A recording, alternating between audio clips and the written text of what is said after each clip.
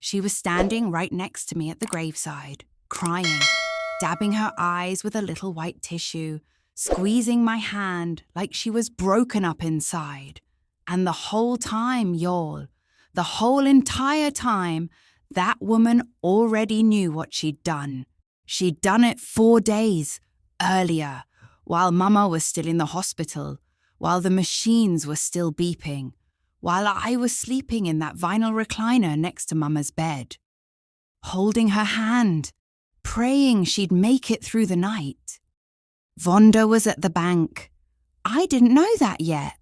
I'm standing at my Mama's grave in the January cold in Chattanooga, Tennessee, letting my older sister hold my hand like she's my comfort. But what nobody at that funeral knew was what I had already found that morning in Mama's house, in a kitchen drawer that Vonda thought she'd emptied. My name is Shelby. I'm 31 years old. I'm the younger of 2 daughters. I grew up in a little house off Missionary Ridge, right outside Chattanooga. Mama raised us by herself after Daddy left when I was 4. She worked the front desk at a dentist's office for 22 years. Never missed a day. Never complained once. She was the hardest working woman I have ever known in my life. And she didn't have much, but what she had, she built herself. A paid-off house, a small savings account, a life insurance policy she'd been paying on since 1987. She used to joke that her dying gift to us girls was gonna be enough to bury her right and have a little left over. That's all she wanted, to leave us something. I'm a licensed practical nurse. I work at Erlanger Medical Center, same hospital where Mama spent her last 11 days. I live 20 minutes from her house. I was there every single day she was in that hospital. Every single day. Vonda lives 45 minutes away in Cleveland, Tennessee. She showed up twice in 11 days.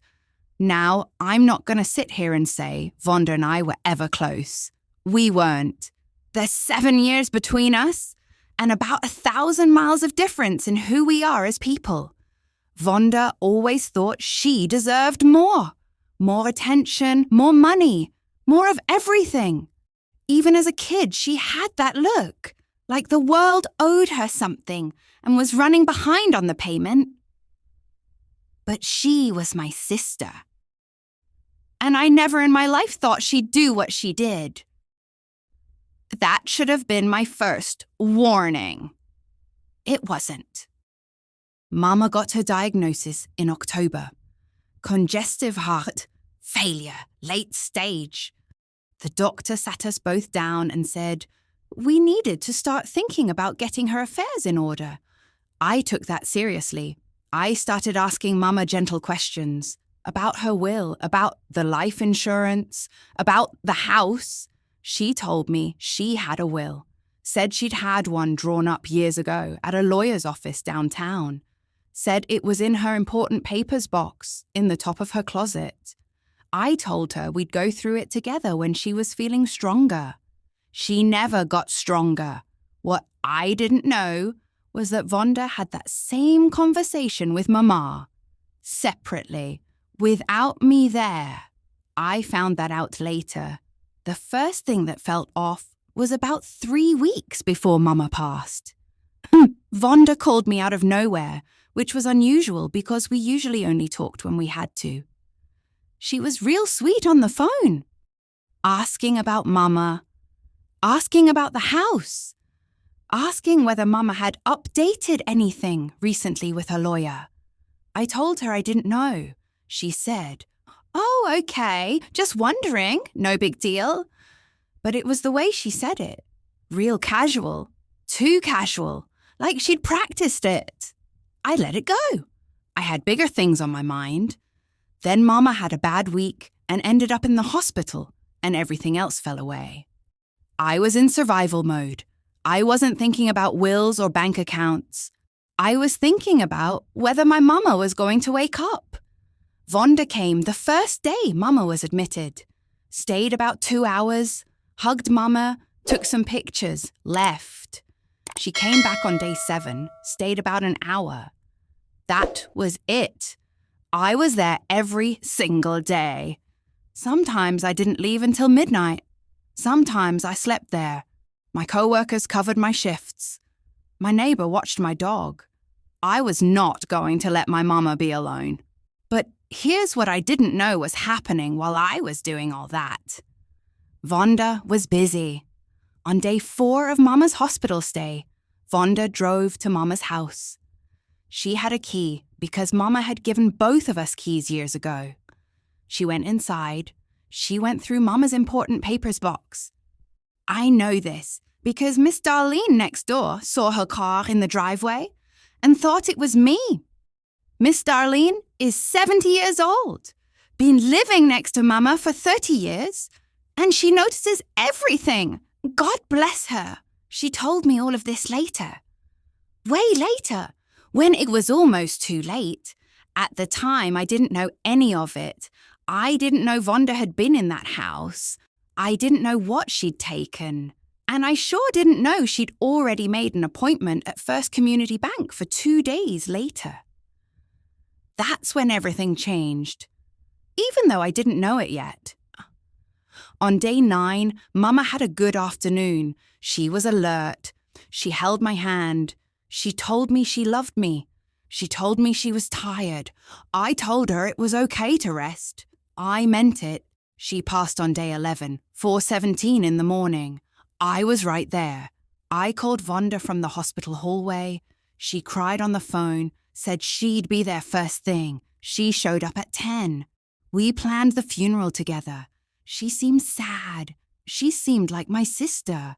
I believed her. Lord, I believed every bit of it. We buried Mama on a Thursday, cold grey January day. The Baptist church was full. Mama knew everybody, and everybody loved her.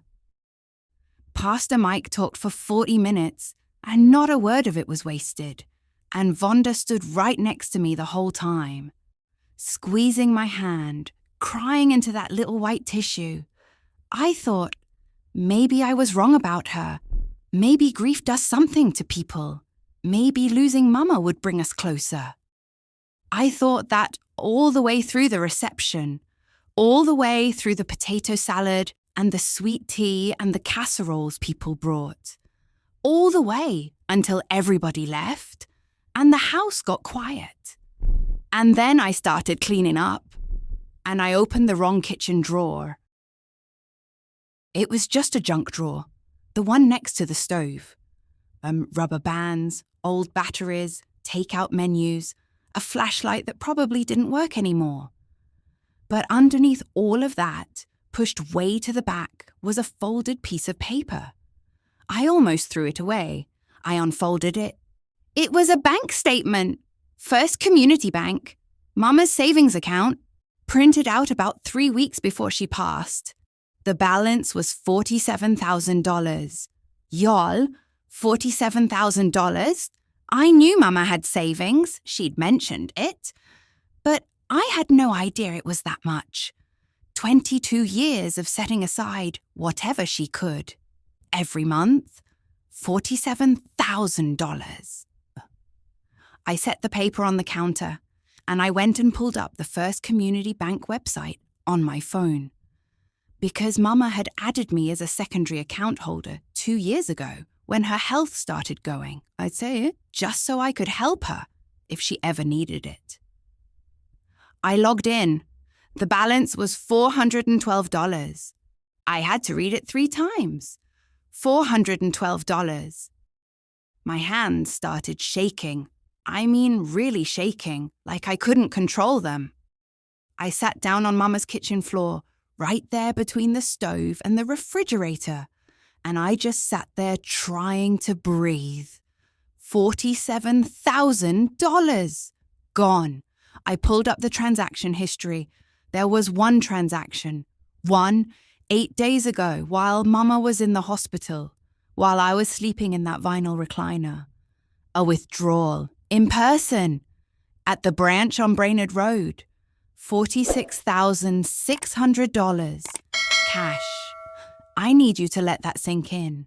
My mama was hooked up to machines, fighting for her life. And somebody walked into that bank and cleaned out her life savings. In cash. I sat on that kitchen floor for a long time. And then I got up. Because I am my mother's daughter, and she did not raise me to fall apart. I called my cousin Renee. Renee's a paralegal in Nashville. She picks up on the second ring, even at 9 o'clock at night, because that's who she is. I said, Renee, I need help. Something happened and I don't know what to do. And she said, talk to me. I told her everything, the bank statement, the transaction, the date. She was quiet for a second, and then she said, Shelby, you need to get to that bank first thing tomorrow morning, and you need to call the non-emergency police line tonight and document this call, right now, before you do anything else. I did exactly that. The next morning, I was at First Community Bank when they opened at 9. The branch manager was a woman named Carol. Middle-aged, reading glasses, kind face. I explained the situation. I showed her I was on the account. I asked her to pull the transaction records. She pulled them up. She looked at her screen, and her face changed. She excused herself. She came back with another woman, turned out to be the branch supervisor. The supervisor sat down across from me and said very carefully, Miss Shelby, the withdrawal was made by an authorized account holder. I said, I'm the only other authorized account holder. She said, no, ma'am. A second person was added to this account approximately 3 weeks ago. I just looked at her. She turned her screen around. Vonda Marie Hutchins. Added to the account 22 days ago, with a signed authorization form signed by my mama. Or at least, that's what the form said. I asked to see the signature. Y'all, I have seen my mama's handwriting my entire life. Birthday cards, grocery lists, Christmas tags, get well notes she'd leave on the counter when I was sick as a kid. That was not my mama's signature, not even close. I said, that is not her signature. Carol looked at the supervisor. The supervisor said, Ms. Shelby, I think you may want to contact law enforcement. I already had, but here's where it gets good. Because I hadn't even gotten to the will yet. I called Renee from the bank parking lot. She told me to go straight to Mama's lawyer's office downtown, the one Mama had mentioned. Renee had looked him up the night before. His name was Gerald Patterson, been practicing in Chattanooga for 30 years. I drove straight there without even calling ahead. His receptionist started to tell me I needed an appointment. I told her my mama had just been buried yesterday, and I needed 5 minutes. She looked at my face and picked up the phone. Mr. Patterson saw me. He was a quiet man, 70s, white hair, reading glasses on a chain. He pulled up Mama's file while I sat across from him. He said, Your mother had a will on file with us? Yes, updated in 2019. He slid a copy across the desk. I read it. The house, the savings, the life insurance, split equally between both daughters. I said, Has anyone else contacted you about this will? He looked at me over his glasses. He said, Your sister called this office 4 days before your mother passed. She asked whether a will could be updated while a person was hospitalized. I said, What did you tell her? He said, I told her that it was possible, but that the person would need to demonstrate full mental competency and sign in front of a notary. He paused. I also told her that any changes made under questionable circumstances could be challenged in probate court. I asked him if Vonda had filed anything. Any new documents? Anything at all? He said not through his office, but he said I should check with the county clerk. I drove to the Hamilton County Clerk's office that same afternoon, and I found it. A handwritten will, filed 6 days before Mama died, leaving everything, the house, the savings, the life insurance, all of it to Vonda Marie Hutchins, sole beneficiary, signed by my mama, notarized by someone I had never heard of. I stood at that counter and I looked at that document, and I thought about every casserole I'd dropped off, every doctor's appointment I'd driven Mama to, every late night I'd spent in that hospital, every time I'd told Mama I loved her and meant it with everything I had. And I thought about Vonda, standing at that grave, squeezing my hand and dabbing her eyes. I didn't cry. I picked up my phone and I called Renee. I said, I need you to find me a probate attorney, the best one in Chattanooga, today. And I meant every word. Y'all, I have to ask you something, and I mean this sincerely. Have you ever trusted someone your whole life? Someone who shared your blood, your childhood, your history, and found out they were capable of something like this? Because I keep turning it over in my mind, wondering where the sister I grew up with went, wondering if she was ever really there at all. If you've been through something like this, I want to hear from you. Drop it in the comments, because you are not alone. And neither was I, as it turned out. Miss Darlene next door turned out to be the key to everything. When my attorney, a woman named Patricia Webb, sharp as a tack and twice as tough, when she heard about Miss Darlene, she drove out to Missionary Ridge herself and sat at that woman's kitchen table for 2 hours. Miss Darlene had seen Vonda's car in that driveway on day 4 of Mama's hospital stay. She thought it was strange because I'd told her I'd be at the hospital all week. She'd written it down in her little notebook she keeps by the door. Date, time, Vonda's license plate number. Miss Darlene has been writing things down in that notebook for years. She said her late husband taught her to do it. Said you never know what matters until later. God bless that woman. Patricia also hired a handwriting expert. It took him about 40 minutes to determine that neither signature, not the bank authorization form, and not that handwritten will had been signed by my mama. Both were forgeries. The notary on the will turned out to be a woman Vonda knew from her church. When law enforcement showed up at her door, she broke down in about 10 minutes, said Vonda had told her it was just a formality, and that Mama had already agreed to everything. She hadn't asked questions she should have asked. Vonda was arrested on a Tuesday morning. Forgery, financial exploitation of a vulnerable adult, and theft over $10,000, which in Tennessee is a felony. She was at her house in Cleveland in her bathrobe when they knocked on the door. I wasn't there. I didn't need to be. The cash was mostly recovered. Vonda had deposited it into her own account in chunks, which her attorney later explained to her was also a crime. Yeah, she hadn't been as smart as she thought she was. The handwritten will was thrown out in probate court.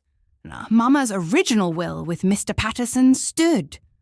The house came to both of us as originally intended, and I bought out Vonda's half for fair market value just to sever every last legal tie between us. She took the money. Of course she did. She tried to call me the week before her sentencing. I let it go to voicemail. I didn't listen to it. Patricia said I didn't have to, and that was all I needed to hear. Vonda got 18 months probation, mandatory restitution, and a felony on her record that will follow her for the rest of her life. Her church quietly asked her not to return. I kept Mama's house. I painted the kitchen the yellow she always wanted but never got around to. I planted tulip bulbs in the front bed like she used to every fall. I kept her good dishes in the cabinet where she always kept them. And sometimes on Sunday afternoons, I sit at her kitchen table with a cup of coffee, and I just sit there, in the quiet. She worked for 22 years to leave us something, and I made sure it meant something. Vonda thought she was the smart one. She forgot that Mama raised me too. If this story hit close to home, whether it's family betrayal, a forged signature, or someone smiling at your face while destroying everything behind your back, subscribe. Because I have more stories, and some of them are even harder to believe than this one. You do not want to miss what's coming next. And if you've ever had a family member show you who they really were when money got involved, drop it in the comments below. I read every single one. And y'all, the things people share down there, they remind me every single time that none of us are going through this alone. The last thing I heard about Vonda was that she'd moved to Dalton, Georgia. Nobody helped her move, not a single person. And I can't say I'm sorry about that.